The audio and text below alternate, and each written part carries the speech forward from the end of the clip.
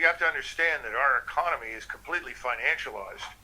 Someone said to me the other day, Doug, we don't have an economy at all. We have a financial system that owns the economy. I think that's a good way to look at it. These gentlemen that you mentioned are part of that development, that structure of power. I'd be surprised if it were not the case. I read something, and then I watched briefly Alex Kreiner, who is a very fine financial analyst. He's somebody that you should consider bringing on to look at this from a political standpoint. But he pointed out that obviously the government in London is going to fall because the British economy is moribund and the financial system is going to crash.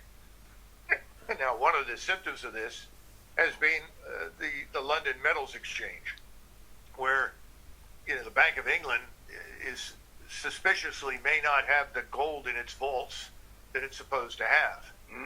Now, what gold is there is being extracted by investors in the United States.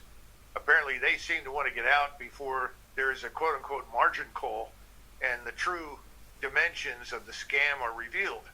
At the same time, you have an interest in the United States with people like Mr. Lutnick, who are connected to the City of London banking system, the people over there, to backstop the losses in order to prevent a wholesale collapse of the financial system in London.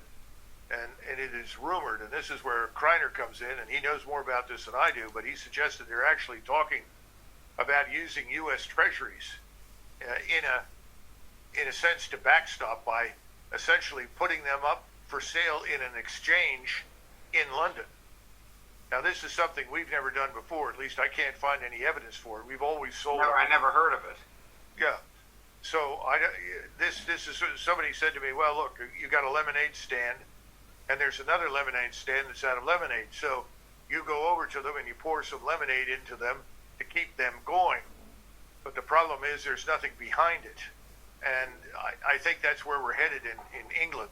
No matter how hard people try to rig the system, which is really what we're talking about when we talk about putting treasuries into the pool of assets on which the banks depend for solvency and effectiveness, that's pretty much the end. So you're talking about a system that's doomed. The objection to it would be, I suspect, in the United States from investors, well, when that falls apart and the government goes down and the bank collapses, what happened to our assets? They're gone. In other words, why should we put ourselves at risk?